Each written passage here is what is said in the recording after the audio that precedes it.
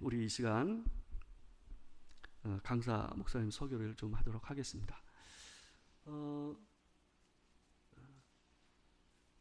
우리 서진교 목사님이신데요. 저희 같은 교단이시더라고요. 제가 몰랐는데 저희 같은 교단이시고 지금은 작은 예수 선교회라고 장애인들을 돕는 선교 단체를 섬기고 계세요. 대표로 단체를 섬기고 계시고, 그전에는 이 평촌에 있는 평촌중앙교회였나요? 여기가? 평촌교회였나요?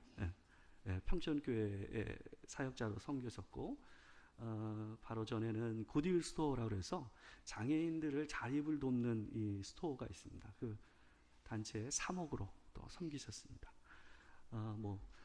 소개가 길면 별 의미가 없으니까 제가 말씀 좀 봉독 같이 하고 우리 박수로 우리 목사님을 모시도록 하겠습니다. 우리 오늘 함께 볼 하나님의 말씀 요한복음 19장 25절에서 27절 말씀입니다.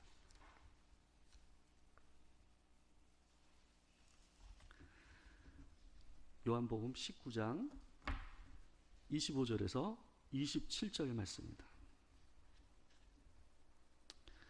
여러분하고 함께 교독하도록 하겠습니다. 제가 먼저 봉독하겠습니다. 예수의 십자가 곁에는 그 어머니와 이모와 글로바의 아내 마리아와 막달라 마리아가 섰는지라.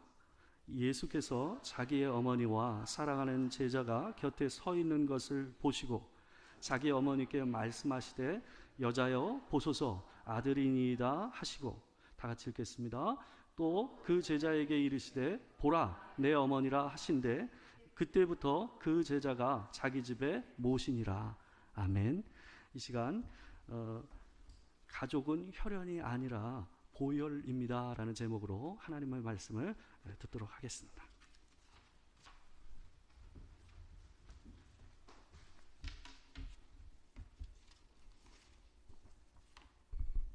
네, 제가 잠깐 기도하겠습니다. 하나님 감사합니다. 자격이 없는 종을 귀한 자리에 세우셨습니다. 자격이 없는 종을 보지 마시고 주께서 사랑하시는 성도님들 보셔서 한량없는 은혜를 내려주옵소서. 예수님의 이름으로 기도합니다. 아멘. 오늘 저는 가족은 혈연이 아니라 보혈입니다 라는 제목으로 함께 말씀 나누겠습니다. 오늘 우리가 읽은 이 본문 말씀은 예수님이 십자가에 달리실 때 그 곁에 있던 그 마리아와 요한을 가죽이 되게 하신 장면이 나옵니다. 예수님 십자가 지실 때 끝까지 따르는 몇 명의 사람들이 있었어요. 바로 몇 명의 여자들과 예수님의 어머니 마리아가 있었습니다. 마리아는 그 십자가에 달린 예수님을 바라볼 때 그 마음이 얼마나 아플지 우리가 감히 상상할 수 없을 겁니다. 아마도 그 예수님을 바라보며 마리아는 그 옛적에 천사가 자기에게 했던 예언이 떠올랐을 거예요. 칼이 내 마음을 찌르듯 하리니. 그 십자가 달린 예수님을 바라보는 마리아의 심정은 칼로 도려내는 듯한 심정이었을 겁니다. 마리아야 당연히 예수님을 낳았고 그 평생의 세월을 함께 했으니까 예수님이 십자가 곁을 지키는 건 당연합니다. 근데 본문에 보시면 의외의 인물이 등장해요. 바로 사도 요한입니다. 우리가 아는 바와 같이 예수님이 대제사장의 군인들에게 잡힐 때 제자들이 다 도망칩니다. 근데 그때 도망쳤다가 몰래 예수님을 따라와 예수님을 지켜본 두 명의 제자가 있었어요. 바로 요한과 베드로였습니다. 앞에서 우리가 읽은 이 요한복음 19장 앞에 8장 18장에 보시면 예수님이 대제사장의 집에서 신문을 받으실 때 그 뜰에서 베드로가 예수님을 지켜보잖아요. 근데 이 베드로가 이 뜰에 들어올 수 있었던 이유는 요한 때문이에요. 18장에 보시면 대제사장과 친분이 있는 요한 때문에 베드로가 요한 때문에 거기 같이 들어옵니다. 그리고 나서 그 베드로는 결국 예수님을 3번 부인하여 또 예수님 그 곁을 지키지 못하고 떠나죠. 결국에 유일하게 남은 제자 이 요한만 예수님의 곁을 끝까지 지킵니다. 다른 제자들은 잡히면 죽임 당할 것을 두려워하여 다 떠났지만 이 요한만큼은 십자가 아래까지 끝까지 쫓아갔어요. 끝까지 예수님의 그 곁을 지켰습니다. 예수님은 그 어머니와 제자 요한을 보시면 이렇게 말씀하십니다. 먼저 마리아에게 보소서 여자여 보소서 아들이니이다. 그러면서 요한을 보시며 보라 내 어머니라. 그러니까 지금 요한과 마리아를 가족이 되게 하신 거예요. 어머니와 아들이 되게 하신 겁니다. 이 사람들 친척 아니에요. 남입니다. 남인데 주님이 가족이 되게 하신 거예요. 그 십자가 아래를 끝까지 따랐던 그 두 사람을 가족이 되게 하십니다. 우리가 가만히 생각해 보면 처음에 가족을 지으신 분은 하나님이셨어요. 하나님이 세상을 창조하실 때 6일째, 6째 날에 사람을 지으시고, 그리고 그 남자가 혼자 있는 게 좀 주님이 안쓰러워 보이셔서 여자를 지어주시죠. 그러면서 남자와 여자가 결혼하여 가정을 이룹니다. 이게 인류 최초의 가정이었어요. 그리고 그 남자 여자는 하나님을 아버지로 모시고 참 행복하게 살았습니다. 근데 결국 이 사람이 하나님이 금지한 선악을 알게 하는 나무의 열매를 따먹습니다. 하나님이 이거 먹으면 죽는다라고 분명히 경고했는데 그거를 사람이 따먹어요. 사탄이 너 이거 먹으면 하나님 된다, 이 유혹에 넘어간 겁니다. 그러니까 더 이상 나한테는 하나님이 필요 없다, 내가 하나님 되겠노라며 사람이 선악을 알게 하는 나무의 열매를 따먹은 거예요. 사람이 선악과를 따먹자마자 하나님이 된 게 아니라 죄인이 됩니다. 자기의 벌거벗었음을 알고 그 수치를 가리기 위해 나뭇잎으로 옷을 엮어서 몸을 가리고 숨죠. 그 숨어있는 사람을 주님이 찾아오십니다. 하나님이 아담아 내가 어디 있느냐 물어보시죠. 그러면서 왜 선악을 알게 하는 나무의 열매를 먹었냐 주님 물어보시자 아담이 뭐라고 대답하냐 하면 하나님이 내게 주신 여자가 주어서 먹었습니다 답해요. 그러니까 지금 자기 잘못을 시인하는 게 아니라 하나님 탓을 하고 자기 아내 탓을 하는 거예요. 하나님이 지어준 아내, 하나님이 지어줬어요. 하나님 탓. 그리고 그 여자가 나한테 줘서 내가 먹었다, 아내 탓을 하는 겁니다. 근데 이거는 굉장히 아담 입장에서는 좀 비겁한 짓이었어요. 비겁한 행동이었습니다. 왜냐하면 하나님이 사람을 지으시고 선악과 따먹지 마라, 먹으면 죽는다라고 말씀하신 당사자는 아담이에요. 이때 여자 없었어요. 그 명령 받은 건 아담입니다. 그리고 그 남자가 자기 하와 여자 아내에게 그걸 전달해 준 거예요. 그리고 하와가 선악과를 따먹을 때, 여자가 따먹을 때 성경 보시면 따먹자마자 그 여자가 뭘 하냐면 그 아담에게 주거든요. 근데 함께 있는 남편에게도 주매라고 나와요. 함께 있던 거예요. 그러니까 아담이 없을 때 여자 혼자서 그걸 따먹고 그 남편에게 갖다 준 게 아니라 같이 있는데 사탄이 유혹을 할 때 그 아내가 그걸 따먹을 때 남편이 말리지 않은 거예요. 근데 결국 그 남편이 남편으로서의 도리와 책임을 다하지 못했는데 그 책임을 아내에게 떠넘기는 겁니다. 아담은 분명히 알고 있었어요. 이거 먹으면 죽는다라는 걸 알고 있었어요. 마침내 따먹었어요. 죽는 거예요. 근데 내 탓이 아니라 아내 탓을 하는 겁니다. 아내가 나한테 줘서 먹었습니다 하는 거예요. 이 말은 아내를 사지로 내몬 거예요. 아내를 죽는 대로 내모는 거예요. 나 살겠다고 자기 아내를 버리는 겁니다. 결국 죄를 지은 사람은 그때로부터 가정이 파탄납니다. 엮이는 가정이 돼요. 정상적으로 기능하는 가정이 아니라 인류의 역사상 지속적으로 엮이는 가정이 이어집니다. 아담과 하와가 에덴 동산 쫓겨나고 가인과 아벨을 낳죠. 그 형 가인이 아벨을 쳐 죽입니다. 인류 역사상 최초의 살인은 가족 간의 살인이었어요. 그리고 하나님은 분명히 일부 일처를 명하셨는데 그때로부터 일부 다처가 용인되기 시작합니다. 가정이 다 깨진 거예요. 전부 다 엮이는 가정인 겁니다. 우리가 존경에 맞이하는 그 믿음의 사람들의 가정을 봐도 일부 다처예요.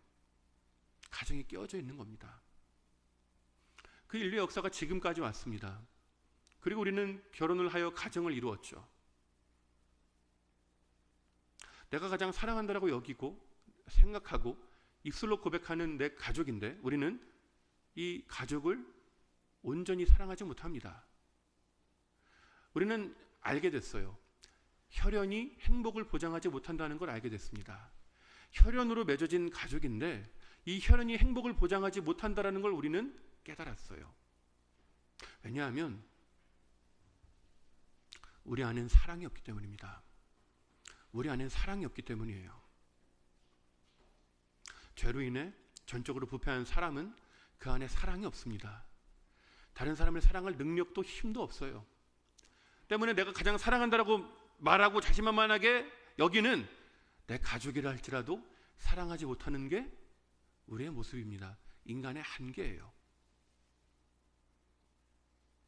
때문에 우리는 십자가를 바라봐야 합니다. 십자가를 바라봐야 돼요. 십자가에 달린 예수님을 바라봐야 합니다. 그 예수님을 붙들어야 돼요. 그 예수님을 믿어야 합니다. 그 예수님을 믿어 하나님을 나의 아버지로 모시고 그 하나님 아버지에게 사랑을 받고 내가 받은 사랑으로 내 가족을 사랑할 수 있는 겁니다.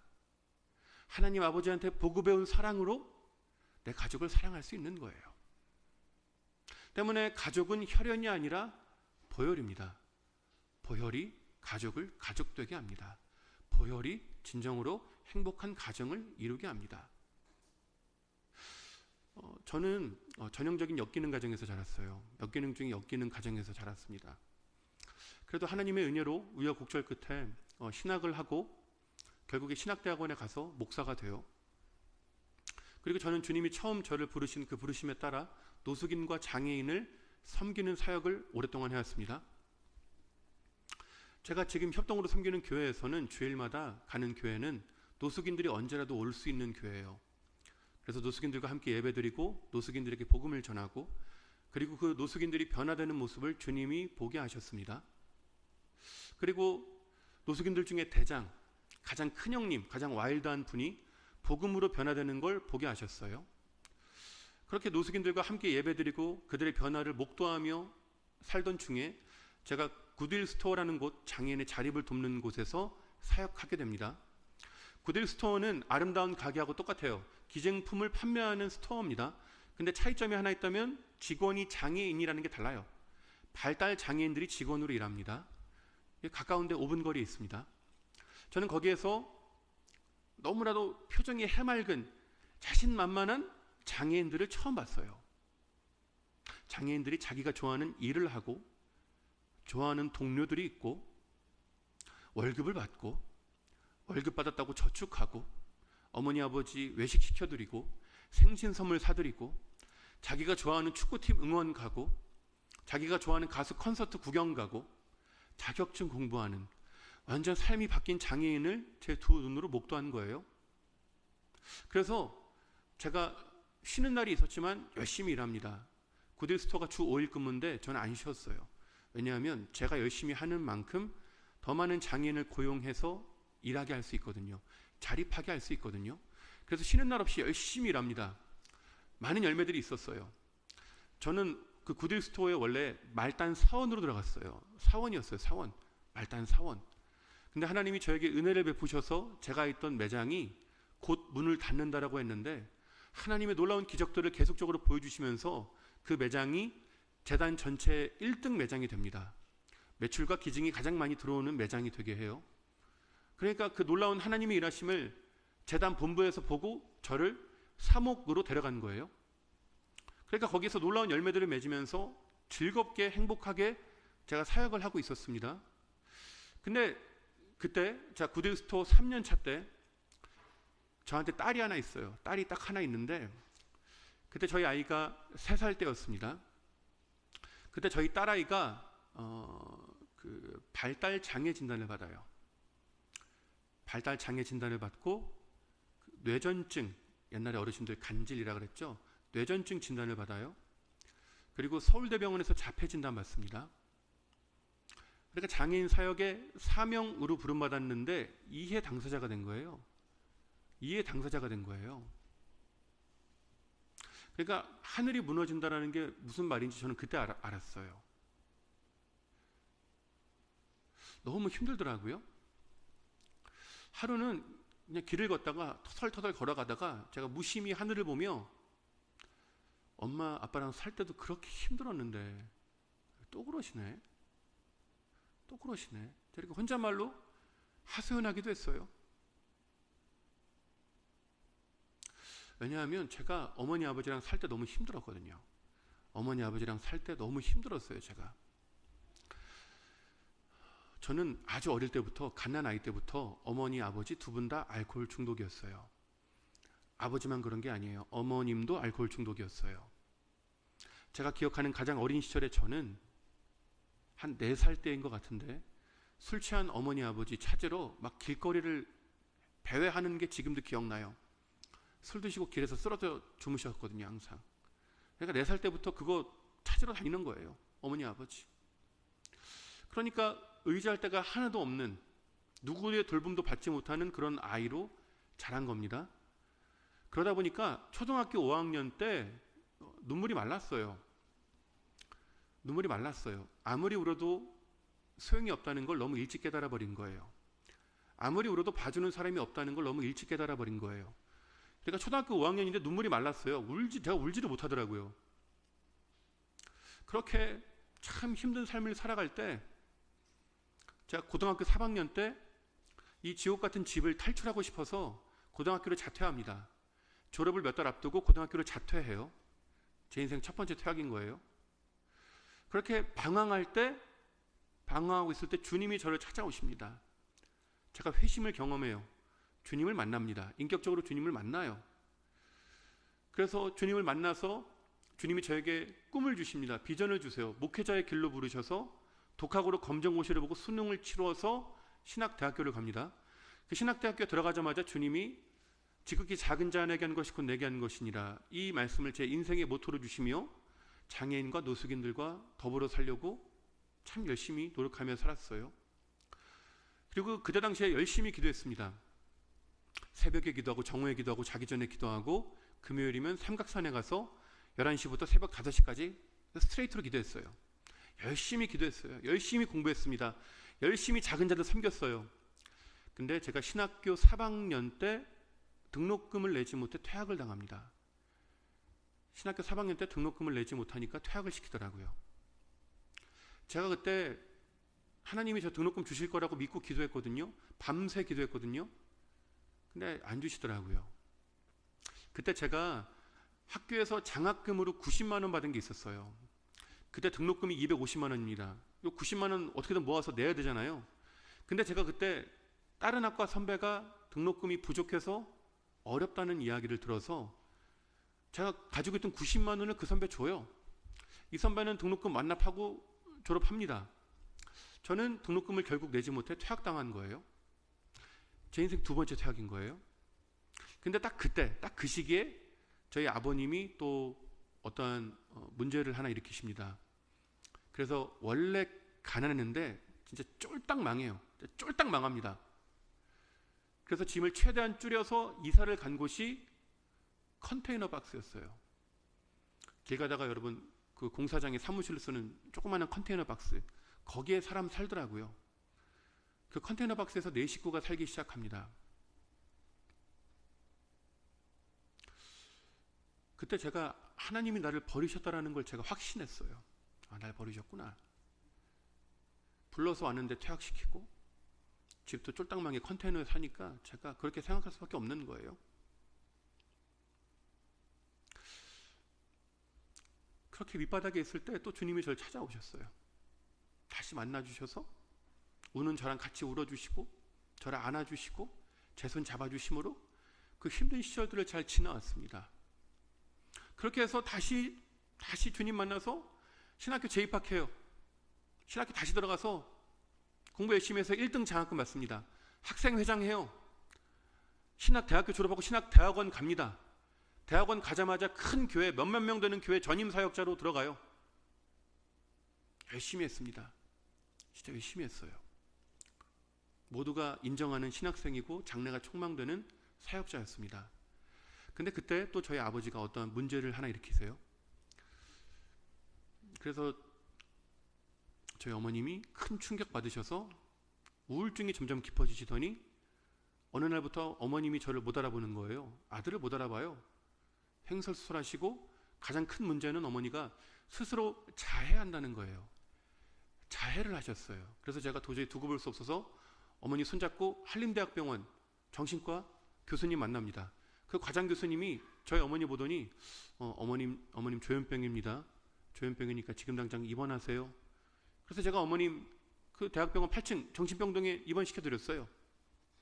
그리고 정확히 며칠 뒤 저희 아버지가 알코올 중독이 너무 심해져서 제가 또 그 정신과 찾아갑니다. 그 또 과장 교수님이 저희 아버지 보더니 아버지 알코올 중독이 너무 심합니다. 당장 입원하세요. 그래서 제가 또 아버지 또 8층 모시고 와서 정신병동 입원시켜드렸어요. 어머니 아버지 두 분 다 정신병원 들어가신 거예요. 같은 시기에. 제가 도저히 버틸 힘이 없어서 신학대학원을 자퇴합니다. 제 인생 3번째 퇴학인 거예요. 그렇게 우여곡절을 거쳐서 다시 신학대학원 들어가고 사랑하는 사람을 만나 결혼을 하고 애를 낳았습니다. 제가 새로 꾸릴 가정에 대한 간절함이 어땠을까요? 제가 새로 꾸리는 이 가정에 대한 애절함이 어땠을까요? 나는 믿음의 가정 꾸려야지. 어머니 아버지처럼 살지 말아야지. 행복한 가정 꾸려야지. 제가 얼마나 간절했을까요? 얼마나 기도했을까요? 그때 저희 아이 3살 때 아이가 복합장애 진단 받은 겁니다.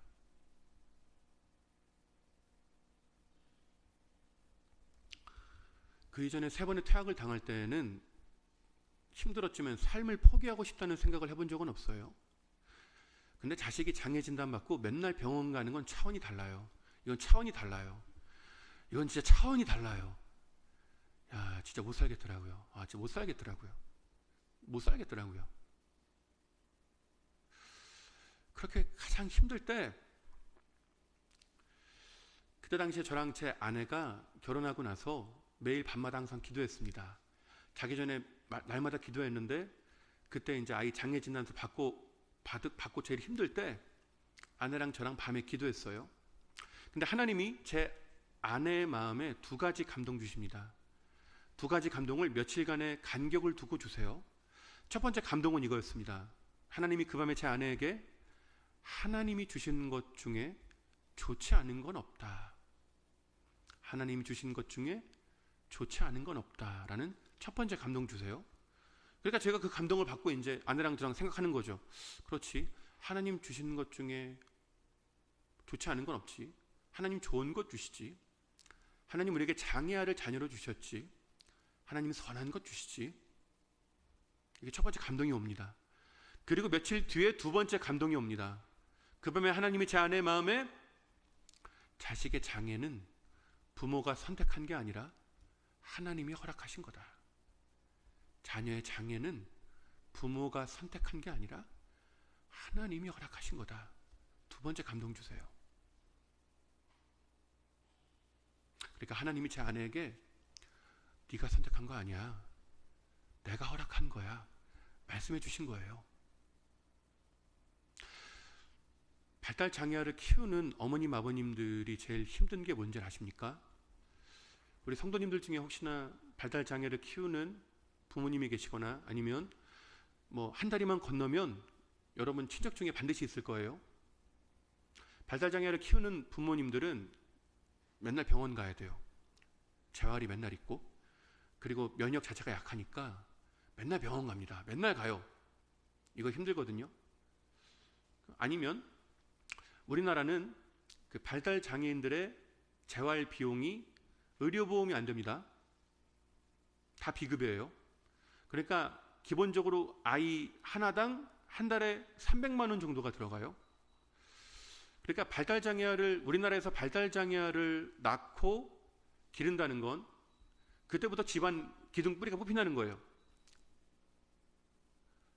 그러니까 어머니는 맨날 하루 종일 이 아이하고 치대는 아이, 아픈 아이 붙들고 씨름해야 되고, 아버지는 일 끝나고 퇴근하면 집에 들어오나요? 못 들어오죠. 어딜 들어와요? 병원비 벌러 나가야지. 쿠팡 가야 돼요. 대리 뛰러 가야 돼요. 그러니까 집이 말이 아닌 거예요.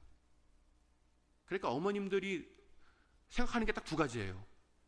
진짜 딱 2가지예요. 이혼 아니면 자살이에요. 제가 극단적인 예를 든 게 아니에요. 대부분 그래요. 이거 되게 힘들거든요. 이거 되게 힘들어요. 근데 그 어머님을 가장 힘들게 하는 건 따로 있어요. 따로 있습니다.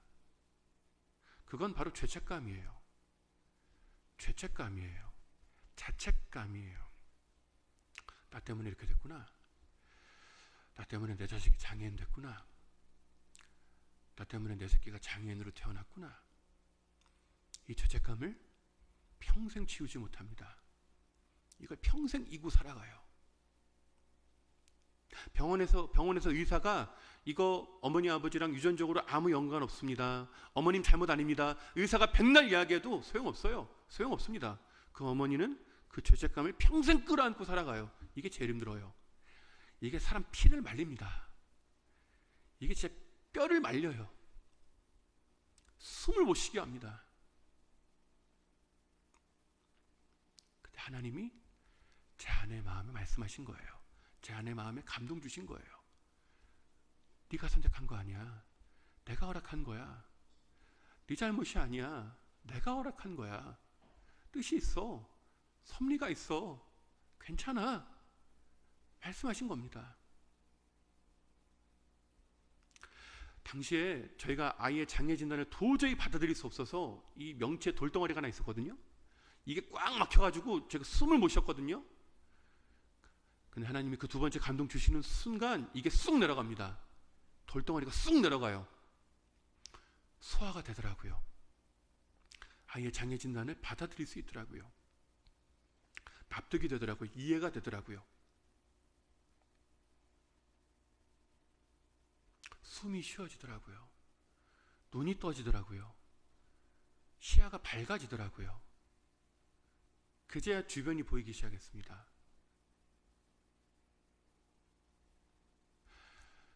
예수님을 믿어서 좋은 게 하나 있더라고요. 예수님 믿어서 진짜 좋은 게 하나 있더라고요. 예수님을 믿어도 고난이 찾아올 때가 있죠. 아무리 잘 믿어도 고난이 찾아올 때가 있습니다. 근데 예수님 믿는 신자는 불신자들처럼 고난을 받는데, 신자가 좋은 건 신자는 해석된 고난을 받거나 해석이 될 고난을 받아요. 하나님이 고난을 해석해 주세요. 하나님이 고난을 풀어서 깨닫게 하십니다. 고난 가운데 담긴 섭리를 발견하게 하세요. 여기 깨달아지잖아요. 하나님 감동 주시잖아요. 소화가 돼요. 소화가 돼요. 이해가 돼요. 납득이 돼요. 받아들일 수 있습니다. 숨을 쉴 수 있어요. 여기 계신 우리 성도님들 누구라도 할 것 없이 명체 돌덩어리 하나씩 이고 사실 겁니다. 바라기는 하나님이 오늘 이 밤에 성도님들의 마음에 감동을 주시길 원합니다. 마음에 깨닫게 하시기를 원합니다. 하나님의 뜻과 섭리를 발견하게 하시기를 원합니다. 해석된 아픔은 사명이 됩니다. 해석된 고난은 사명이 돼요. 그게 해석이 되면서 그때부터 제가 이 장애인 자립 사역을 생명을 걸고 합니다. 진짜 생명을 걸고 해요. 제가 나중에 알았어요. 나중에 알았는데 제가 연골이 파열된 상태로 이 장애인 자립 사역을 전국을 누비면했습니다. 나중에 대학병원 가니까 그 교수님 그러더라고요. 교수님이 아니 보통 사람 연골이 파열되면 바깥쪽이 찢어지는데 저는 뿌리 끝까지 다 파열됐다는 거예요. 그러니까 왜 바보같이 참았냐 그러더라고요. 아프면 진즉에 오지 왜 이렇게 어리석냐. 이거 인공연골 수술해야 된다. 그러시더라고요. 열심히 했습니다. 그때 하나님이 저에게 주신 비전이 있었어요. 1만 장애인 파송 운동이란 비전을 주셨어요. 한국교회 10%가 이 장애인의 자립에 동참한다면 사용하지 않는 물건을 기증하거나 도네이션 한다거나 아니면 후원금을 조금이라도 보낸다면 10교회 중에 한 교회만 이 일에 동참하면 10,000명의 장애인이 일할 스토어들이 방방곡곡에 생기겠더라고요. 10,000명의 장애인이 일을 한다는 건 10,000명의 장애인이 자립한다는 건 10,000 가정을 살린다는 겁니다. 10,000개의 가정을 살린다는 거예요. 더 나아가 그 방방곡곡에 생길 스토어를 드나드는 비장애인 고객들, 비장애인 기증자들, 그 사람들이 장애인에 대한 편견이 깨집니다. 왜냐하면 장애인에 대한 편견을 깨는 가장 빠르고 강력하고 확실한 건 만남이거든요. 만나면 아무렇지 않아요. 그러니까 10,000명의 장애인이 자립할 스토어들이 생기면 수백만 명, 천만 단위의 비장애인의 편견이 깨지겠다는 비전을 그때 저에게 주세요. 근데 신기한 게 그때부터 하나님이 저를 교회의 강단에 세우십니다. 저 큰 교회 목사 아니거든요. 유명한 목사 아니거든요. 근데 교회들에서 저를 막 설교자로 불러주는 거예요. 그래서 막 설교하러 다닙니다. 그리고 무명의 목회자인 제가 책을 내게 하십니다. 제 첫 번째 책 작은 자의 하나님이란 책이 나와요. 그 책이 나온 지 한 달 만에 1쇄가 다 나가요. 순식간에 1쇄가 다 나갑니다. 그 베스트셀러 순위에 올라가요. 그러니까 출판사 장로님도 놀라고 저도 놀란 거예요. 저는 큰 교회 목사가 아닌데 있을 수 없는 일이 일어나니까 다들 너무 놀란 거예요. 근데 그 책의 결말이 1만 장애인 파송운동이에요. 제가 당시에 무릎이 안 좋아서 전처럼 못 움직였는데 책이 베스트셀러가 되고 책이 막 전국을 막 누비더라고요. 제가 전국을 다니지 못하니까 책이 지 혼자 발이 달려서 전국을 다니면서 장애인 자립사역을 알리더라고요. 그 책이 베스트셀러 순위에 있으니까 새롭게 하소서 작가님이 그 책을 사서 봅니다. 그리고 작가님이 저를 섭외해요. 나와달라고. 그래서 제가 가요. 녹화날에 이 목동 CBS 가니까 그 작가님이 세 분 계시는데 전부 다 제 책을 봤다면서 펴서 보여주시는데 제가 깜짝 놀랐어요. 이 간증집인데 무슨 수능 문제집 보듯이 보셨더라고요. 밑줄을 다 그어놓으시고 포스트잇을 딱 붙여놓고 그러니까 제 삶을 완전히 분석하신 거예요. 그러면서 그 메인 작가님이 저한테 그러시더라고요. 저한테 목사님 방송 나오면 후원금 많이 들어올 거예요. 내가 이분이 새롭게 하셔서 오래 계셨으니까 이 정도 사연이면 어느 정도 후원금이 들어오겠다 감이 있는 거예요. 근데 그 금액이 어마어마하더라고요. 액수가 어마어마하더라고요. 그거 받으면 저희 병원비 걱정 안 하겠더라고요. 그렇게 녹화를 시작합니다. 하나님 큰 은혜 주셨어요. 방송 보신 분은 아시겠지만 마지막 말미에 보면은 이제 그 MC 주영훈 집사님이 울거든요. 근데 방송엔 안 나왔지만 거기 있는 보조 MC들하고 안에 있는 분들 다 울었어요. 하나님 큰 은혜 주셨어요. 그렇게 방송 녹화를 마치고 제 방송을 내보내 주시는데 저는 1부하고 2부로 나눠서 CBS에서 일주일 내내 틀어줍니다. 유튜브로만 본방송이 한 60만 명 넘게 보고 그리고 쇼츠 짧은 영상은 하나는 한 180만 명이 봤어요. 그러니까 삽시간에 장애인 자립운동이 한국교회에 퍼진 거예요. 수많은 교회들이 구딜스토어에 가서 기증을 하겠다고 앞다퉈 가서 기증을 하고 후원금을 보내고 놀라운 일들이 일어난 겁니다. 그렇게 방송 나오고 나서 한 하루인가 이틀 뒤에 작가님한테 전화가 와요. 작가님이 저한테 연락해가지고 목사님 후원 계좌 알려주세요. 저한테 그러는 거예요. 그러니까 이제 방송 보고 저한테 후원금 보내겠다는 사람들이 쇄도하니까 저한테 후원 계좌 알려달라고. 그래서 제가 한 3초간 잠깐 갈등하고 잠깐 고민하다가 제 개인 계좌가 아니라 구딜스토어 계좌를 알려드려요. 그래서 방송 본 분들이 후원금이 제 계좌가 아니라 구딜스토어로 들어갑니다. 그것이 시드가 되어서 씨앗이 되어서 더 많은 매장들이 생기고 더 많은 장애인이 고용할 길이 열렸어요. 주변에 있는 지인들은 난리가 났죠. 속상해하죠. 왜냐하면 제가 얼마나 고생하는 줄 아니까. 아니 서목사 그거 방송 보면 사람들이 기증품만 보내도 물품만 보내도 거기가 논하는데 아니 뭐 후원금 왜 안 받냐, 왜 이렇게 바보 같냐, 저한테 막 뭐라 그랬어요. 근데 저는 괜찮았어요. 왜냐하면 하나님이 이 일을 기뻐하신다는 확신이 있었거든요. 저는 괜찮았어요. 그리고 얼마 후에 매년마다 오륜교회에서 하는 그 다니엘 기도에서 연락이 옵니다. 디렉터 목사님이 제 책 봤다면서 다니엘 기도에 나와달라 그런 거예요. 그래서 제가 나가겠다고 합니다. 다니엘 기도에 저도 잘 몰랐는데 딱 가보니까 거기가 이제 온라인 오프라인으로 예배 드리는 사람이 한 100만 명 되잖아요. 한국과 세계 16,000개 교회가 날마다 모여서 예배하니까 그 사이즈가 어마어마하더라고요. 근데 그때 제가 이 다니엘 기도에 나간다 그러니까 또 주변 지인들이 난리가 난 거예요. 저한테 이제 서목사 후원 계좌 오픈해라. 그거 보면 후원금 어마어마하게 들어온다. 후원 계좌 오픈해라. 저한테 막 하는 거예요. 근데 저는 제가 기도할 때 하나님 주시는 감동은 후원 계좌 오픈하는 게 아니었어요. 후원 계좌 오픈 안 했습니다. 그리고 주변에서 저한테 서목사 저번에 그 새롭게 하소서에서는 장애인 자립 이야기 했으니까 이번에는 서목사 간증해라. 4번 퇴학당한 이야기 해라. 그거 하면 대박이다. 저한테 그러는 거예요. 다니엘 기도에 간증하는 데거든요. 근데 기도할 때 하나님이 저에게 주시는 감동은 제 개인 간증을 하는 게 아니라 장애인의 자립을 전하는 거였어요. 그래서 다니엘 기도에 보신 분들이 있다면 아시겠지만 제가 1시간 중에 30분을 성경 주예를 합니다. 30분을 주예를 해요. 반을. 낮은 데서 작은 자와 함께 하신 예수님의 공생애를 전합니다.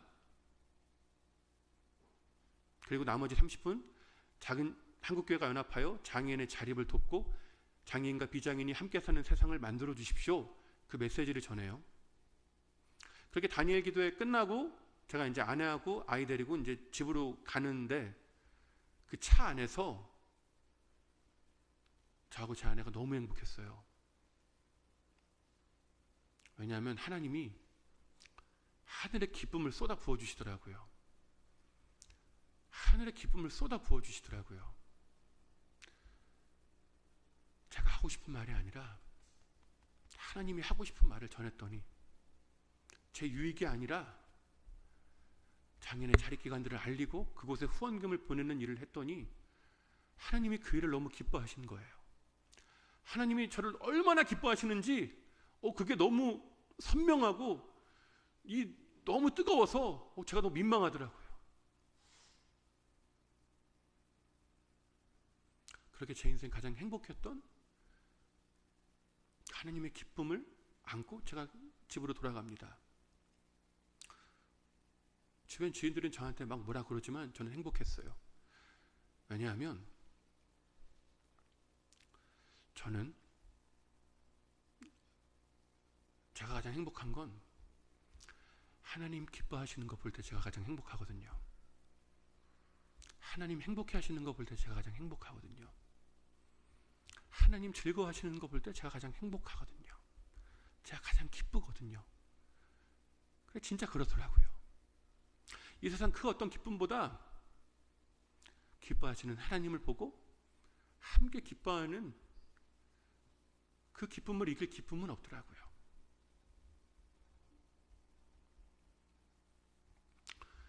그렇게 다니엘 기도회가 끝나고 이제는 뭐 한국교회 어디를 가도 구딜스토어가 뭔지를 알고 장애인의 자립을 위해 한국교회가 일들을 감당하고 있습니다. 많은 스토어들이 생겼고 많은 장애인들이 자립할 길이 열렸습니다. 수많은 비장애인들의 편견이 깨지고 있습니다. 저희는 여전히 힘든 삶을, 고된 삶을 살아가지만 저희는 행복해요. 지난달에 제 아내가 저한테 뭐라 그랬냐면 제 아내가 저한테 그럴 일은 없겠지만 다시 결혼한다면 나는 당신이랑 결혼할 거야. 저한테 그러더라고요. 가난한데 장애아를 키우는데 행복하다 그러더라고요. 성도님들 혹시 세대 전수라는 말 들어보셨나요? 세대 전수? 제가 대학교 다닐 때 상담학 교수님이 가르쳐 주신 용어예요. 학술 용어. 세대 전수는 세대를 통해 전수된다는 거예요. 그러니까 이 엮이는 가정이 세대를 통해 전수된다는 거예요. 예를 들어 볼게요. 알코올 중독에 빠진 아버지 밑에서 자란 딸은 나중에 청년이 되어 결혼을 하는데 알코올 중독자를 만나 결혼합니다. 알코올 중독자를 만나 결혼해요. 이게 세대 전수라는 거예요. 내가 내 아버지는 변화시키지 못했지만 내가 저 남자는 변화시키리라. 그러면서 결혼한다는 거예요. 엮이는 게 세대를 통해 전수된다는 거예요. 제가 정확한 통계는 기억이 안 나지만 열의 7, 8은 그렇게 간다는 거예요. 제가 그거를 딱 들었을 때 두려웠어요. 두려웠어요. 왜냐하면 저는 역기능 중에 역기능이거든요. 그 역기능 가정 그 검사하는 검사지가 있더라고요. 그거 체크해서 50점 만점에 30점 넘어가면 병원 가서 상담받아야 돼요. 근데 저는 50점 만점에 50점 나왔어요. 평생 살면서 시험 만점 받은 적이 없는데 그때 처음 만점 받은 거예요. 그러니까 저는 세대 전수가 돼야 되잖아요. 예외가 없어요. 저는 뭐 무조건이잖아요, 저는. 그런데 저는 세대 전수를 비켜갔습니다. 세대 전수가 저를 피해갔어요. 저는 저희 아버지 어머니처럼 그렇게 살지 않고 있습니다. 사랑하는 아내와 딸과 행복하게 살고 있어요. 왜 그럴까요? 왜 그럴까요? 모름지기 사람은 보고 배운 대로 하더라고요. 뭐 남자는 뭐 군대 가거나 여자는 직장 갈 때 뭐 상사나 상급자가 나를 막 힘들게 할 때 우리가 이제 막 다짐하잖아요, 속으로. 나는 저 사람처럼 하지 말아야지. 나는 밑에 사람 들어오면 잘해줘야지. 굳게 다짐하잖아요. 내가 그 위치에 올라가요. 똑같이 하죠. 똑같이 합니다. 똑같이 해요. 내가 욕했던 사람하고 똑같이 합니다. 왜냐하면 내가 보고 배운 게 그게 다기 때문이에요. 사람은 보고 배운 대로 합니다. 보고 배운 대로 해요. 때문에 엮이는 가정에서 자란 아이들은 그거를 보고 배우고 그대로 하더라고요. 롤 모델이 없는 겁니다. 모델이 없는 거예요. 근데 제가 엮이는 가족에서 자라고 그럼에도 이 세대 전수를 피할 수 있었던 이유는 저에게 좋은 롤 모델이 있었기 때문입니다. 하나님이 제 아버지가 되어주셨거든요. 하나님이 제 아버지가 되어주셨거든요. 하나님이 제 아버지가 되어주셔서 저를 사랑해 주시고 저에게 사랑을 가르쳐 주셨거든요. 하나님이 세상을 지으실 때 6일 동안 창조하실 때 날마다 그 창조하신 걸 보고 보시기에 좋았더라 하시죠. 그렇게 첫째 날부터 이제 여섯째 날 아침 밝습니다. 여섯째 날에 주님이 땅에 기는 짐승을 지으세요. 그리고 나서 주님이 또 보시기에 좋았더라 하십니다. 여섯 번째 보시기에 좋았더라 하신 거예요. 그리고 나서 하나님이 이제 사람을 지으려고 하시는데 이번에는 좀 다르세요. 이전에 창조했을 때하고는 조금 다르게 지으십니다. 그 이전에는 창조하실 때 삼위 하나님이 서로 의논 안 했거든요. 의논 안 했어요. 근데 짐승 지으시고 이제 사람 지으시기 전에 삼위 하나님이 의논하십니다. 우리가 우리의 형상을 따라 사람을 만들자. 그리고는 직접 흙으로 손수 사람을 빚어 만드시고 그 코에 생기를 불어넣으시니 사람이 생명, 살아있는 생명이 됩니다.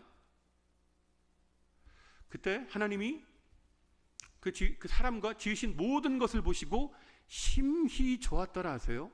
심히가 추가됩니다. 매우 좋았더라 하신 거예요. 저는 이게 그냥 하나님이 모든 창조를 완성하셨으니까 모든 창조가 끝났으니까 그거를 보시고 이제 심히 좋았더라 하신 줄 알았거든요. 너무 좋았더라 하신 줄 알았거든요. 물론 맞죠. 이것도 맞는데 그게 전부가 아니더라고요. 그게 전부가 아니더라고요. 그게 전부가 아니라는 걸 제가 언제 알았냐 하면 제 딸아이를 낳았을 때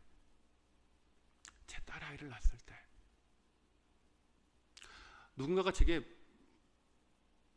당신이 지금까지 살면서 가장 행복한 한순간을 꼽는다면 언제입니까? 라고 저에게 질문한다면 저는 주저없이 바로 답할 수 있어요. 제 인생에서 가장 행복했던 한순간은 제 딸아이가 태어나서 제 품에 안았을 때입니다.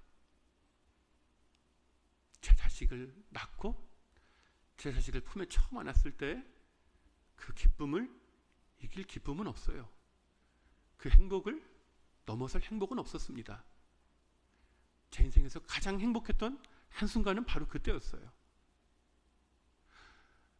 그러니까 하나님이 심히 좋았더라 하신 건 하나님이 사람을 자식으로 주신 거예요.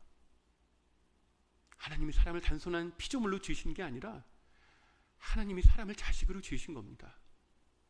때문에 우리가 자식을 낳았을 때 그 자식을 보는 그 기쁨과 같이 하나님이 그 지으신 사람을 보시고 그 기쁨을 주체하지 못하셨던 거예요. 심히 좋았더라 하신 겁니다. 그런데 사람이 그 하나님과 행복하게 살다가 내가 하나님 되겠노라며 선악과를 따먹고 죄를 짓습니다. 내 삶에 더 이상 하나님 필요 없다며 하나님을 떠나요. 내가 하나님 되겠노라며 하나님을 떠납니다. 집을 나가요. 하나님은 끊임없이 그 사람들에게 선지자들을 보내십니다. 끊임없이 그들을 돌아오라고 하세요. 그리고 마침내 하나님이 그 자식을 찾으시려고 이 땅에 내려오십니다. 이 땅 가장 낮은 곳에 내려오세요. 그 사람의 죄를 대신하여 죽으심으로 그 사람의 죄의 문제를 해결하고 그 자식을 다시 되찾으려 하나님이 사람이 되어 이 땅에 오셨습니다. 그리고 주님이 공생애를 사실 때 주님이 한 걷지 못하는 장애인을 고쳐주세요. 주님이 그 나은 장애인에게 내 자리를 들고 걸어가라 말씀하세요. 그래서 이 사람이 자리를 들고 걸어갑니다. 잠시 후에 그 길을 지나던 바리새인들이 그 사람을 보고 이제 뭐라 그러는 거예요. 너 왜 안식일에 자리 들고 걸어가냐? 왜 안식일에 자리를 들고 걷는 일을 하냐? 왜 자리를 드는 일을 하냐고 따지는 거예요. 그때 그 사람이 답하죠. 나는 나를 낳게 한 사람이 이거 자리 들고 걸어가라 해서 걸어가는 거야. 그렇게 대답합니다. 바리새인들이 이 사람 고쳐준 게 예수님이라는 걸 나중에 알아요. 그래서 예수님께 쫓아가서 따집니다. 아니 다른 날도 많은데 왜 안식일에 사람 고치냐? 왜 안식일에 사람을 고치는 일을 하냐? 그러면서 예수님을 붙들고 따져요. 그때 예수님 그 바리새인들에게 이렇게 말씀하십니다. 내 아버지께서 이제까지 일하시니 나도 일한다. 내 아버지께서 이제까지 일하시니 나도 일한다. 내 아버지는 안식일에 쉬지 않으신다는 거예요. 내 아버지는 안식일에 쉬지 않고 일하신다는 거예요. 하나님이 세상을 지으시고 6일 동안 지으시고 7일째 안식하셨죠. 안식하셨습니다. 그런데 사람이 죄를 지어 하나님을 떠난 순간 그때부터 하나님은 안식하지 못하셨어요. 안식하지 못하셨습니다. 자식이 집을 나갔는데 그 어느 부모가 발을 뻗고 잠을 자겠습니까? 하나님의 자식으로 지은 사람이 하나님을 떠나는데 하나님이 어떻게 발 뻗고 안식하시겠어요? 그래서 예수님 말씀하시는 거예요. 내 아버지께서 이제까지 일하시니 나도 일한다. 내 아버지는 안식일에 쉬지 않으신다는 거예요. 내 아버지는 안식일에 쉬지 않고 그 잃어버린 자식을 찾으신다는 거예요. 마침내 예수님 십자가에 달리십니다. 십자가에 달리신 그 주님을 그 대제사장들과 군중들이 욕하고 조롱합니다. 주님은 그 조롱하는 사람들을 바라보며 십자가 위에서 처음으로 입을 열어 말씀하십니다. 아버지, 모르고 그러는 거예요. 저들이 지금 무슨 일을 하는지 모르고 그러는 거니 용서해 주세요. 기도하십니다. 십자가에 달리자마자 처음으로 하신 말이 용서의 기도였어요. 십자가에 달린 예수님을 바라보는 하나님 아버지의 마음이 어떨까요? 하나님의 하나밖에 없는 아들이 피조물에 의해 잡혀 조롱당하고 죽임당하는 그 모습을 바라보는 하나님 아버지의 그 심정이 어떨까요?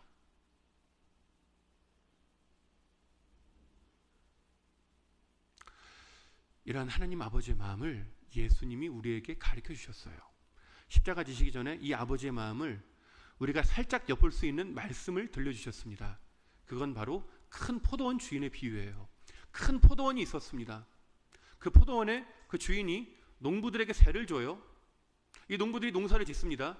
추수할 때가 되어서 이 주인이 종을 보냅니다. 세 받아오라고. 근데 이 농부들이 세를 주기 싫다고 그 종을 잡아 죽여요. 그걸 들은 주인이 황당해서 이번에는 종들을 때려 보냅니다. 종들을 단체로 보내요.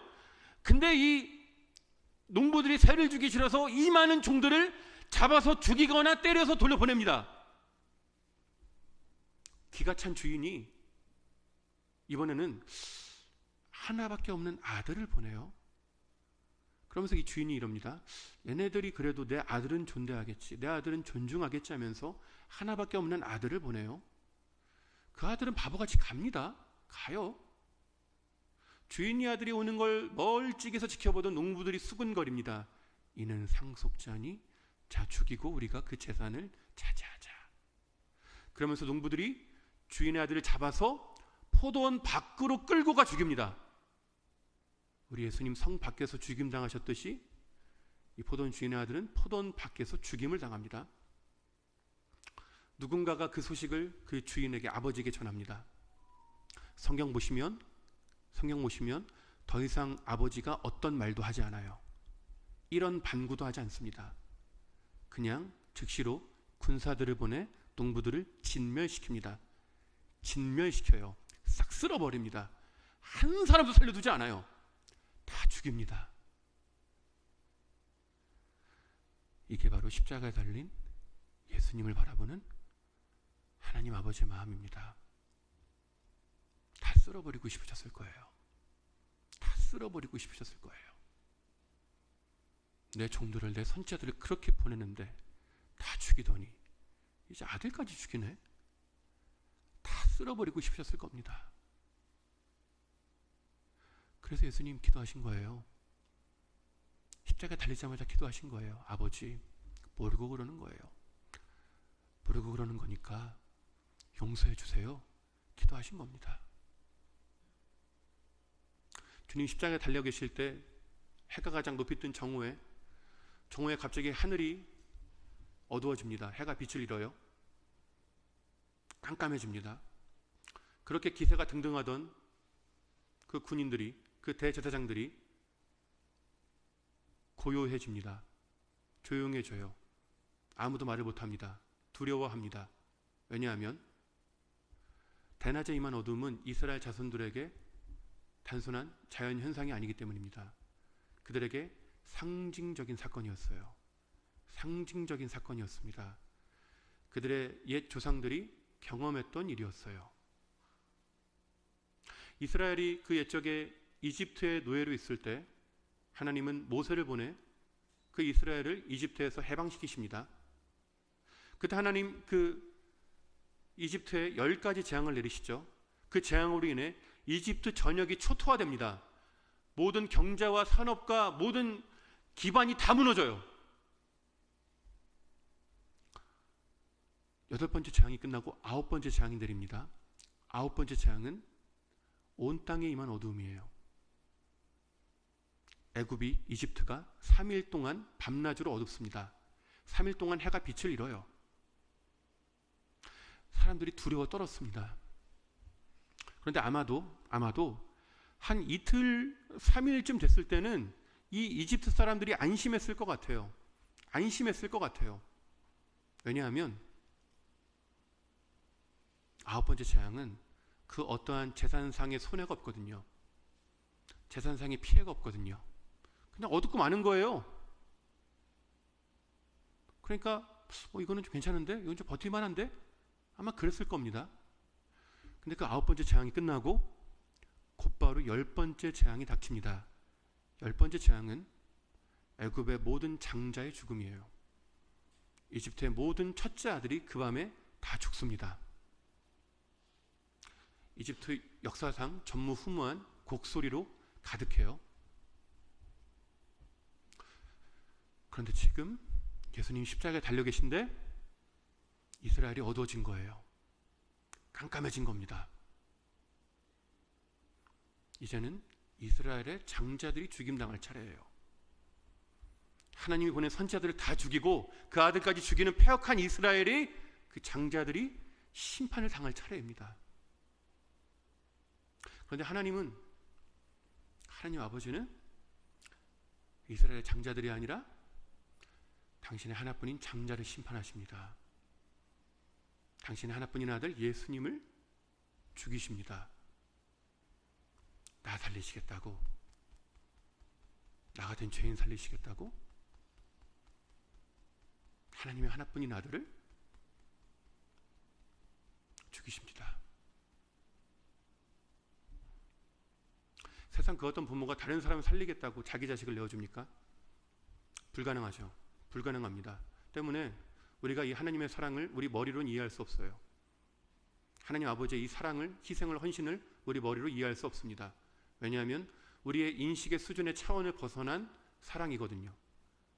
우리의 머리의 한계로는 이해할 수 없거든요. 우리는 시도도 상상도 할 수 없거든요. 근데 하나님이 그 일을 하신 겁니다. 하나님이 그 일을 하신 거예요.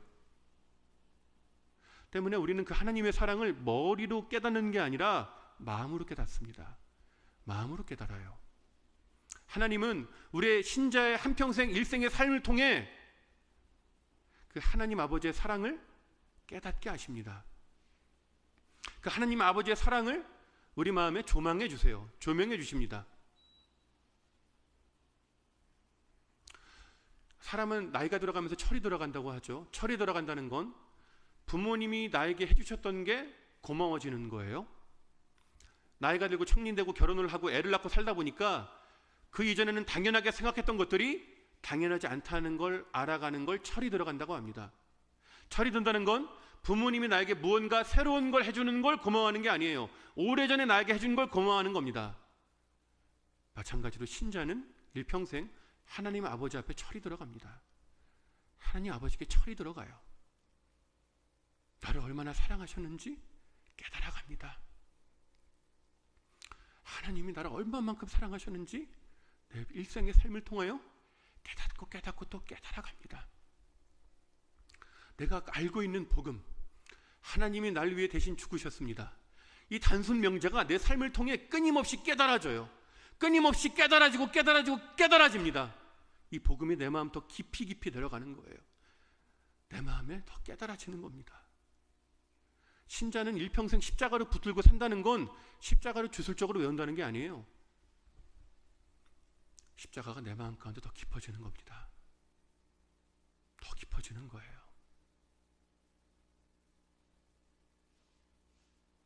마침내 주님은 운명하십니다. 주님은 다 이루었다 말씀하시고 아버지 내 영혼을 아버지 손에 부탁하나이다 큰 소리를 지르시고 운명하십니다. 주님이 운명하실 때 멀찍이 떨어져 있던 예루살렘 성전에 성소와 지성소를 구분하는 휘장이 찢어져요. 휘장이 찢어집니다. 가만히 있던 휘장이 위에서 아래로 찢어져요. 이 휘장은 지성소로 들어가는 입구입니다. 지성소는 대제사장 한 사람만 1년에 딱 하루, 대속죄일 하루에 딱 3번 들어갈 수 있어요. 하루에 딱 하루만 들어갈 수 있습니다. 한 명만. 하나님의 임재를 상징하는 이 지성소에는 선택된 한 사람만 들어갈 수 있었어요.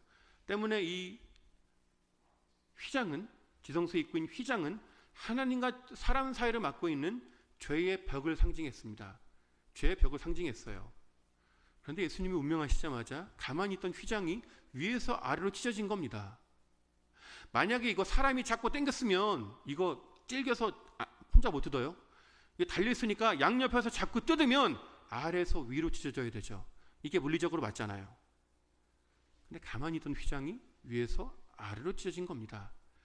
위에서 가해진 강력한 힘이 휘장을 가르는 거예요. 이거 하나님 아버지가 직접 하신 거예요.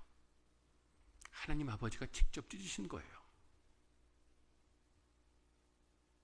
그 아들이 죽어가는 모습을 끝까지 견디시고 끝까지 인내하시고 마침내 그 아들이 사명을 완수하자 그 아버지께서 친히 그 지긋지긋한 휘장을 찢어버리신 겁니다. 찢어버리신 거예요. 우리가 하나님께 나아갈 길이 열린 겁니다. 예수님의 희생으로 아버지의 인내의 사랑으로 우리가 하나님께 나아갈 길이 열린 거예요.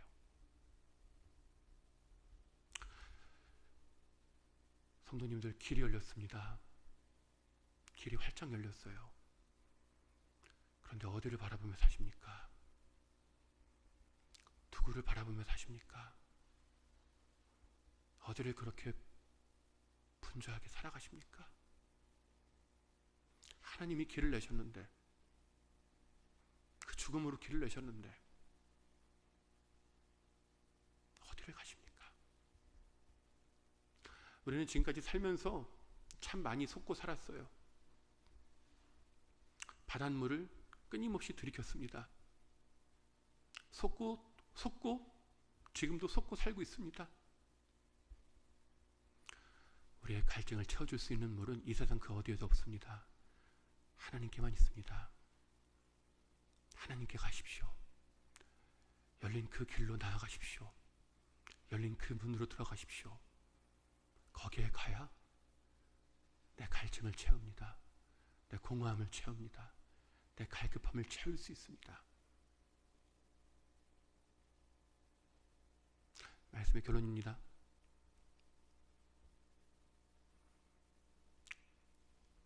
십자가 보혈을 통과하여 하나님을 나의 아버지로 삼고 살아갈 때 우리는 다시 행복한 가정을 꾸릴 수 있습니다. 사랑을 못하는 나, 사랑이 없는 내가 그 보혈을 통과하여 하나님 아버지의 사랑을 받아야만 하나님이 내게 허락하신 소중한 가족을 사랑할 수 있습니다.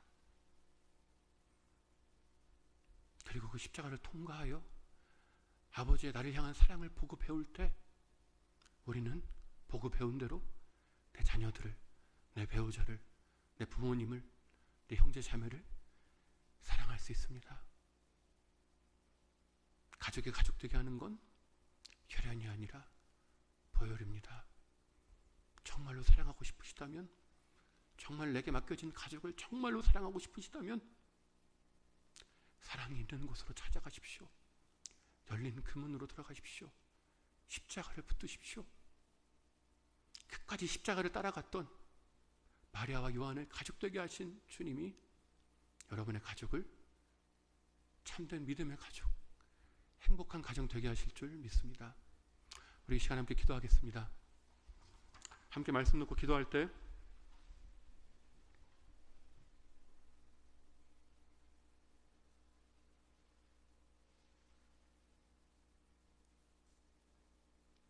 이 시간 우리가 좀 회개했으면 좋겠습니다. 우리가 회개해야 할 이유는 내가 도둑질을 하지 않았는데 왜 회개를 해야 되나, 내가 사람을 때리지 않았는데 왜 회개를 해야 되나, 이런 차원이 아닙니다.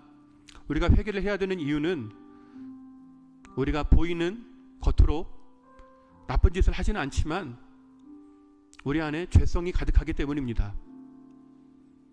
스스로 하나님 되고 싶어서 선악을 알게 하는 나무의 열매를 따먹었던 아담과 하와처럼 내가 스스로 하나님 되고 싶어서 내가 하나님 되겠다고, 내 뜻대로 살겠다고, 내가 원하는 대로 살겠다고 우리가 고집을 부린 것이 우리의 죄된 본성이요 죄인 줄 믿습니다. 그렇게 내가 원하는 대로 하고 살았는데 행복하십니까? 행복하십니까? 아니면 내 가족이 행복합니까? 내가 사랑하는 내 가족들이 행복합니까? 행복하시다면 기도하지 않으셔도 돼요. 근데 행복하지 않으시다면, 뭔가 좀 부족한 것 같으시다면 이 시간 기도하셔야 합니다. 회개하셔야 합니다. 하나님, 내 삶의 주인이 더 이상 내가 아니라 하나님이 되시는 줄을 믿습니다. 하나님, 내 삶의 주인이 되어주시고 내 삶을 인도하여 주시고 내 삶을 이끌어 주시어 하나님, 내가 하나님 죄된 본성을 내려놓고 하나님과 동행하는 복된 인생 되게 해달라고.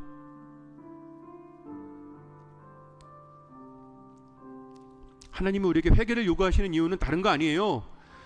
우리 심판하시려고, 우리 혼내려고 회개하라고 하시는 게 아닙니다. 하나님이 우리에게 회개를 요구하시는 이유는 딱 하나입니다. 우리 안아주시려고 그래요. 우리 안아주고 싶으셔서 그래요. 우리 품어주고 싶으셔서 그렇습니다. 나를 혼내려고 회개하라고 하시는 게 아니에요. 나를 심판하시려고 회개하라고 하시는 거 아닙니다. 그 자식이 잘못했을 때 부모가 원하는 건 딱 하나입니다. 그 자식이 두 팔 벌리며 아빠 잘못했어요, 엄마 잘못했어요 하고 올 때 그게 전부예요. 그러면 그 부모의 그 마음의 화가 눈 녹듯이 사라집니다. 용서가 됩니다. 하나님이 우리에게 회개를 요구하시는 건 딱 그겁니다. 이 시간 회개하십시오. 하나님, 나의 회개를 도와주십시오. 나의 이 강박한 마음을 누그러뜨려 주시고 부드럽게 하여 주시고 하나님 회개케 하시어 주님의 시간 나를 안아달라고, 나를 품어달라고 우리가 이 시간 함께 기도합니다. 하나님 아버지 감사합니다. 주님의 시간 우리가 주님께 간구하는 건 하나님, 우리가 회개하기를 원합니다. 하나님, 우리가 참으로 회개하기를 원합니다. 우리의 죄를 주님 앞에 자백하기를 원합니다. 하나님, 우리를 도와주시옵소서. 하나님, 우리를 붙들어 주시옵소서. 내 스스로 하나님 되고자 했던 나의 모습을 회개합니다. 내가 원하는 대로 선택하고 내가 하고 싶은 대로 행동하고 내 뜻대로 살아갔던 나의 모습을 회개합니다. 하나님을 주인으로 인정하지 않고 하나님을 주인으로 모시고 의지하지 않고 하나님을 믿는다고 하면서도 내가 원하는 대로 살아왔던 나의 모습을 주 앞에 회개합니다. 죄여 용서하여 주십시오. 죄여 용서하여 주십시오. 죄여 불쌍히 여겨 주시옵소서. 죄여 긍휼히 여겨 주시옵소서. 하나님 도와주십시오. 우리에게 회개를 요구하시는 이유는 우리를 심판하려 하심이 아니라 구원하려 하심인 줄을 믿습니다. 나를 살리려 하심인 줄을 믿습니다. 나를 안아주려 하시는 줄을 믿습니다. 하나님, 우리가 회개하게 하여 주시옵소서. 우리의 강박한 마음이 누그러지게 하여 주시고 우리의 딱딱해진 마음이 부드러워지게 하시어 우리가 회개함으로 주님 이 시간 복음에 반응하게 하여 주시옵소서. 십자가에 반응하게 하여 주시옵소서. 주님의 은혜에 반응하게 하여 주시옵소서. 하나님의 은혜를 갈망합니다. 주님의 은혜를 소망합니다. 하나님 도와주시옵소서. 하나님 도와주시옵소서. 하나님 도와주시옵소서. 우리로 하여금 회개하게 하여 주시옵소서. 우리의 마음의 문을 열어주시어 우리가 회개하게 하여 주시옵소서. 참으로 주 앞에 우리의 죄를 자백하고 고백하고 회개할 때 주님 우리를 안아주시고 품어주시고 우리를 위로하여 주시고 격려하여 주시고 용서하여 주시옵소서. 하나님, 우리를 도와주시옵소서. 하나님, 우리를 도와주시옵소서. 하나님, 우리를 붙들어 주시옵소서. 이 시간 기도할 때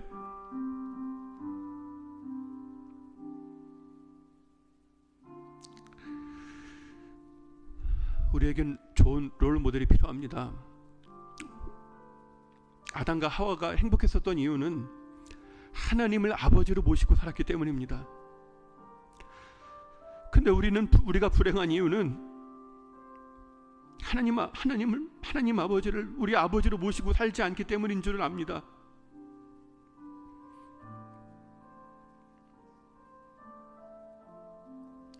하나님을 아버지로 모시고 살지 않으니, 하나님을 아버지로 모시고 살지 않으니 끊임없이 불안합니다. 끊임없이 초조합니다. 내가 내 인생을 책임질 수 없을진데 내가 책임지겠다라고 우리가 너무나 부단히 노력하며 살아가지만 우리 마음의 불안함을 어찌할 수 없습니다. 그래서 하나님이 필요합니다. 그래서 하나님 아버지가 필요합니다. 그 하나님 아버지가 우리의 인생을 책임지시고 그 하나님 아버지의 사랑을 받아 내게 맡겨진 사랑하는 가족들을 사랑하고 내가 하나님께 그 사랑을 보고 배움으로 말미암아 내가 사랑하는 가족들을 똑같이 사랑할 수 있을 때 우리가 행복해지는 줄을 믿습니다.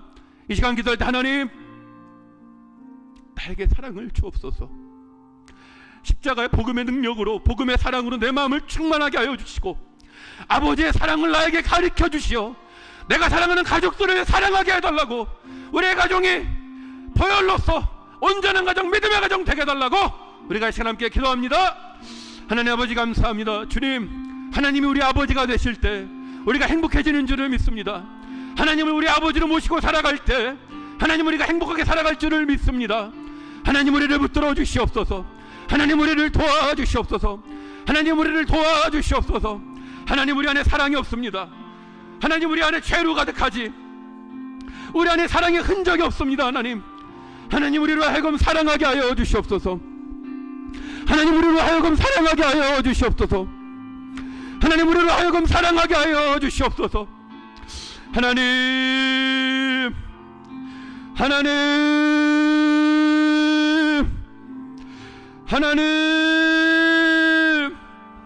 하나님, 우리가 사랑하게 하여 주시옵소서.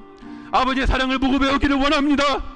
아버지의 사랑을 보고 그대로 따라가기를 원합니다. 아버지께서 내게 주신 사랑을 더욱더 깨달아 그 사랑을 배워 내게 맡기신 가족들을 사랑하기를 원합니다. 하나님 도와주시옵소서. 하나님 주신 사랑으로, 가르쳐주신 사랑으로, 채워주시는 사랑으로 마음껏 사랑하게 하여 주시옵소서. 우리의 가정이 믿음의 가정 되게 하여 주시옵소서. 가족은 혈연이 아니라 보혈인 줄을 우리의 마음에 새기고 보혈로 우리를 가족 되게 하신 그 하나님을 의지하며 아버지로 모시며 그 주님과 동행하는 복된 인생 되게 하여 주시옵소서. 하나님 도와주시옵소서. 하나님 도와주시옵소서. 하나님 인도하여 주시옵소서. 하나님 이끌어 주시옵소서.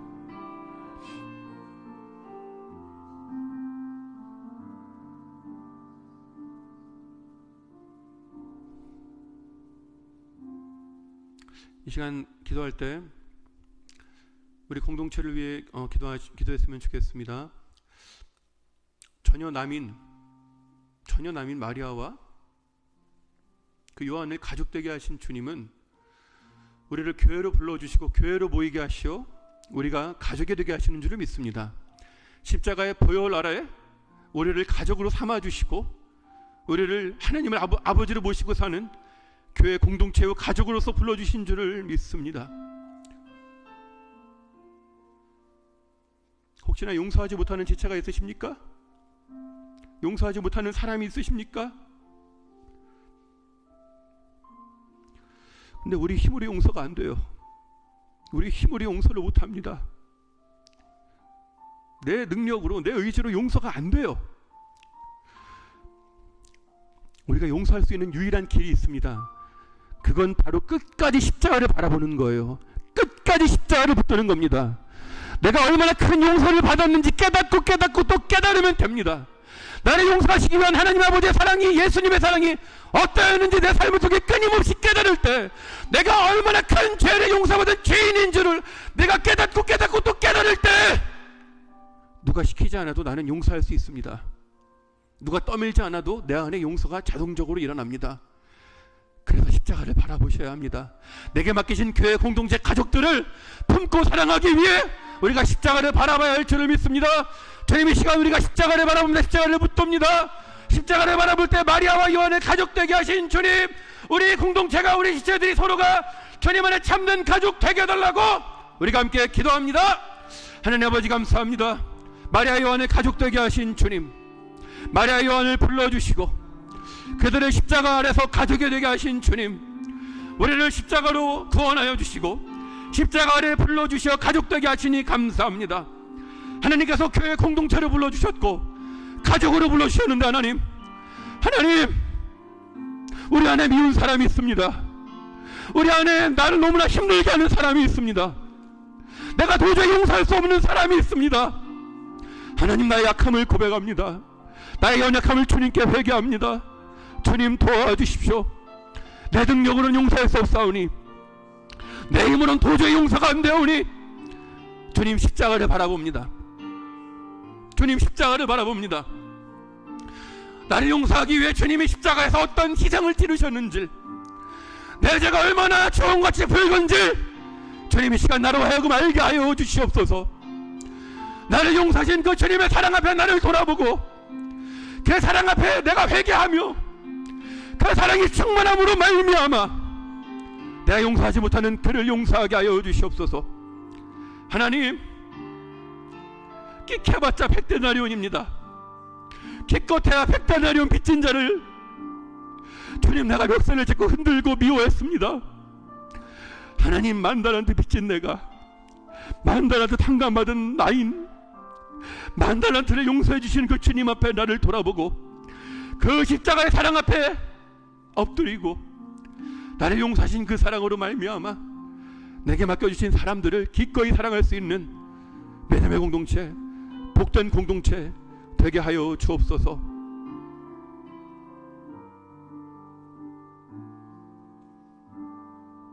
이 시간에 한 번 더 기도할 때 삶에 어려움이 있으십니까? 문제가 있으십니까? 아픔이 있으십니까? 힘듦이 있으십니까? 하나님 다 아세요. 마음을 감찰하시기 때문에 사람은 몰라도 하나님은 우리 성도님들의 마음을 다 아십니다. 때문에 하나님 앞에서 감추지 마세요. 사람 앞에서는 감춰야겠죠. 다 욕하고 정죄하니까, 뒷담화하니까. 근데 하나님 앞에서는 감추지 마세요. 하나님 다 아십니다. 이 시간 기도할 때 하나님, 나의 아픔과 문제를 주 앞에 내려놓습니다. 나의 기도를 들으시는 주님, 나를 도와달라고. 나를 돌보시는 주님, 나를 돌보아 달라고. 하나님, 나의 어려움을 주님께서 해결하여 주시고 그 과정 속에서 늘 나와 함께 하시는 그 주님을 내가 발견하고 그 주님의 손을 잡고 이 고난의 길을 끝까지 믿음으로 승리하게 해달라고, 결국에 하나님의 뜻과 방법으로 때 이루실 그 주님을 만남으로 주님께 영광 돌리게 해달라고 우리가 이 시간 다시 한번 함께 합심하여 기도합니다. 하나님 아버지 감사합니다. 주님의 시간 우리가 다시 한번 간구하는 건 하나님, 내 마음의 아픔, 내 마음의 상처와 힘듦이 있습니다. 우리 삶에 여러 어려움들이 있습니다. 하나님 도와주십시오. 하나님 도와주십시오. 하나님 도와주십시오. 하나님, 우리 성도님들의 삶을 다 아시는 주님, 성도님들의 마음을 다 아시는 주님, 그 마음을 감찰하여 주시고 해결하여 주시고 우리 주님 능력으로 역사하여 주시옵소서. 우리 주님 능력으로 역사하여 주시옵소서. 우리의 마음의 간구를 이미 다 아시는 주님, 우리의 마음의 간구를 다 들으시는 주님, 주님 감사합니다. 다 들어주시니 감사합니다. 다 보시니 감사합니다. 다 아시니 감사합니다. 주님 도와주시니 감사합니다. 나와 함께 해주시니 감사합니다. 나를 도와주시고 함께 해주시는 주님 감사합니다. 그 주님 손잡고 이 고난의 여정을 끝까지 살아낼 수 있도록 도와주시고 결국은 이루실, 결국은 응답하실, 결국은 하나님의 방법으로 하나님의 때에 가장 선한 길로 인도하실 그 주님을 볼 줄 믿습니다. 그 주님께 영광을 올려드릴 줄 믿습니다. 주님 홀로 영광 받아주시고 높임을 받아 주옵소서. 하나님 감사합니다. 하나님, 혈연히 행복을 보장하지 못하기에 우리에게 보혈이 필요한 줄 알게 하시니 감사합니다. 우리가 보혈을 붙듭니다. 십자가를 붙듭니다. 그로 말미암아 하나님을 아버지로 모시고 하나님 아버지의 사랑을 받고 하나님 아버지께 사랑을 배우고 내가 받고 배운 그 사랑으로 내게 주신 소중한 가족들을 사랑하게 하여 주옵소서. 역기능의 세대 전수가 십자가의 보혈로 끊어지게 하여 주옵소서. 내게 맡겨주신 이 믿음의 공동체가 십자가의 보혈로 온전한 가족 되게 하여 주옵소서. 하나님, 누구라도 할 것 없이 명치에 돌덩어리가 하나 있습니다. 주님, 이 시간 해석하여 주십시오. 마음에 감동을 주십시오. 깨닫게 하여 주십시오. 고난 중에도 여전히 함께 하시는 그 주님을 만나게 하여 주십시오. 오히려 내가 고난당할 때 그 어느 때보다 더 가장 가까이에서 함께 하시는 그 주님을 만나게 하여 주십시오. 하나님, 몸이 아픈 성도님들 주님 이 시간 주님께서 친히 안수하시어 깨끗이 고쳐주십시오. 병든 자들이 주 앞에 나올 때 주여 원하시면 너를 깨끗게 하실 수 있나이다 말할 때 주님, 내가 원한다, 내가 원하는 이 깨끗함을 받으라 말씀하신 주님, 우리가 낫기를 우리보다 더 원하시는 주님, 우리 성도님들의 아픈 몸과 마음을 치유하여 주시고 가정의 아픔과 가정의 어려움들, 문제들, 여러 환난과 고난들이 주님의 은혜로 해결되게 하여 주시옵소서. 다 사라지게 하여 주시옵소서. 이 모든 고난의 여정 가운데, 삶의 여정 가운데 내 손 잡으시고 나와 함께 울어주시고 나와 함께 동행하시는 그 주님과 끝까지 이 길 걸어갈 수 있도록 함께하여 주옵소서. 감사드리며 예수님의 이름으로 기도합니다. 아멘. 이제는 우리를 위하여 기쁨으로 십자가를 지신 예수 그리스도의 은혜와 우리와 영원히 함께 있고 싶으셔서 아들을 내어주신 하나님 아버지의 사랑과 죄 많고 고집 많은 우리를 포기하지 않고 천국까지 인도하시는 성령 하나님의 은혜가 오늘 예배를 통해 혈연이 아닌 보혈로 진정한 믿음의 가족을 꾸리기를 소망하고 기도하는 우리 도토리 교회 위에 우리 성도님들과 그 가족과 생업과 이 나라 이 민족 열방의 선교사님들 위해 이제로부터 영원까지 함께 계실지어다. 아멘.